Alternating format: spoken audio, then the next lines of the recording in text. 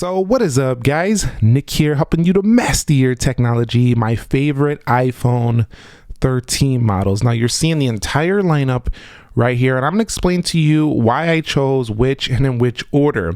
So you might have guessed it, but it's the iPhone 13 Pro Max is my favorite of all of them so far.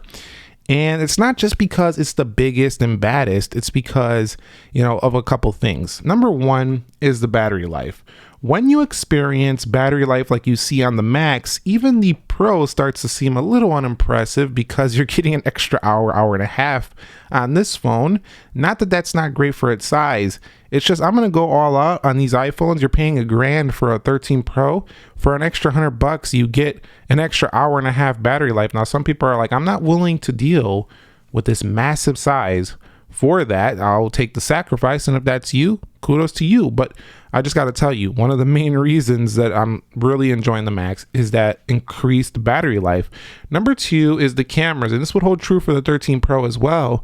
But having it on this large phone makes everything even larger in the viewfinder. So when you are taking some Pro content, the bigger the screen, the easier to see what you're framing, the easier to see what you're doing. And not that it's like ridiculously larger than the 13 Pro, it's still more space. And I just like shooting on a larger phone. It gives you more viewable area to take your photos and frame your stuff. And then you have the cinematic view.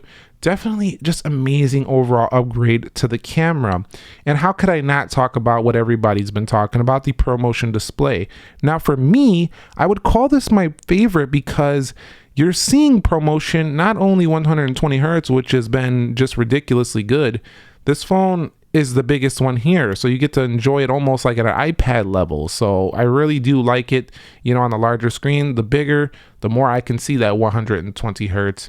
And so that's why the 13 Pro Max makes my favorite of the 13 models. If I have any complaints, it's just that I just dream of the iPhone going all the way around with screen. That it would just be amazing.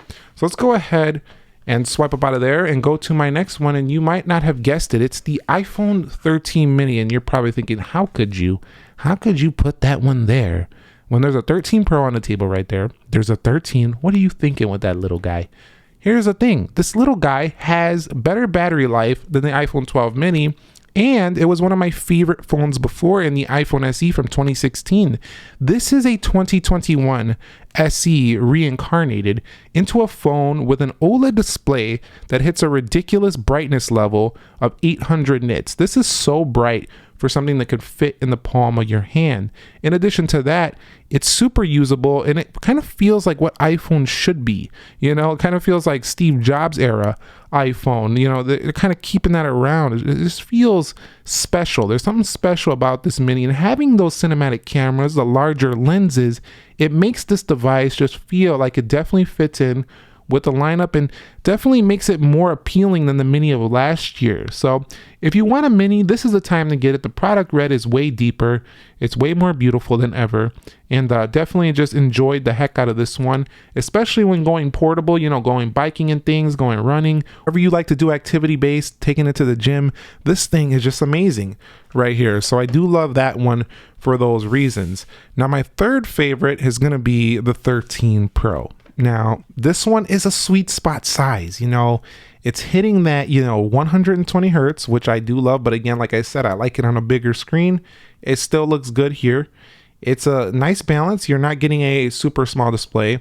What I love about this one is, well, the Sierra Blue, obviously, but you could see this camera is the same setup as the 13 Pro Max. So you don't have to sacrifice the quality. Now, I said I like the framing on the 13 Pro Max, but at least you're getting the great quality here for the iPhone 13 as well. The macro setup, it's just a nice balance of a size and premium. So I definitely still really love this one, and I've been debating, can I deal with this or the Pro Max? And I had to come to the conclusion that I just enjoy having the larger display.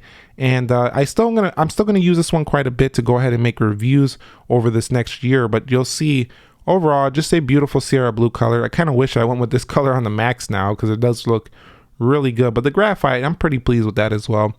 You can see right here, just a beautiful balance. So that's kind of how I feel about this, a premium balance between the 13 and the 13 Pro Max. Same size as the 13 Pro Max specs. So definitely nice, but that smaller 3000-ish battery life. It's not near the 4,000. It just doesn't cut it for me.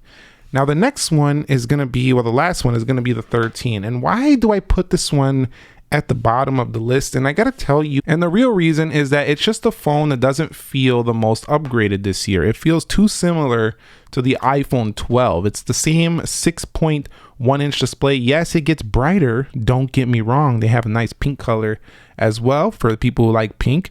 You know, it does have a couple upgrades. It has a faster A15 chipset. Battery life is a bit better. I'm not gonna lie there. It's definitely a bit better on the battery life, but it just doesn't feel like a major change from what you had with the iPhone 12, whereas these with the promotions really do. The mini needed battery life badly, finally got that, so that feels great now. But the 13 is like, if you had the 12, you basically are getting a very similar phone with a little bit better battery. It just doesn't feel quite as big of an update, but I'm not saying it's bad. It's a really good overall phone. If you didn't buy the 12, go ahead and skip that and go right to this one. You'll be very happy.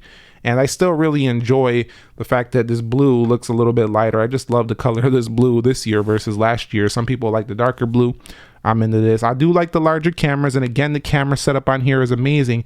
And one thing I do like is that little bit of increased battery life does make a difference when you're running this thing at full blast throughout the day. You know, consumers will enjoy having the better battery life. So don't get it twisted. I'm not saying I don't enjoy the iPhone 13. I'm just saying the 13 out of the 13 lineup is the one that I will put at the bottom of all the 13s in terms of what impressed me. It just felt the most like they didn't really do as much compared to the other devices. You could say, well, it's the same phone as the Mini. How could you say that? Well, like I say, the Mini is the one that felt like it needed more of an update than the regular 12. I actually really enjoyed the regular 12 of last year. It wasn't that bad of a phone. It lasted most of the day, so it was pretty good already.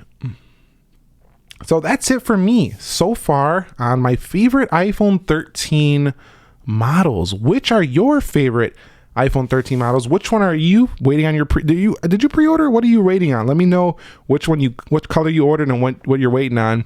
And if you're wondering, how did you get those so fast? You got to pre-order them early. So keep that in mind for next year if you haven't already. If you guys found this video helpful, entertaining, informing, do me a favor, click the like button for me. And I'm going to cover my favorite iPhones in general, all the iPhones before the end of the year. So go ahead and get your subscription in before that video does become available. Thank you very much for watching. Nick here. I will catch you all in the very next episode, and peace.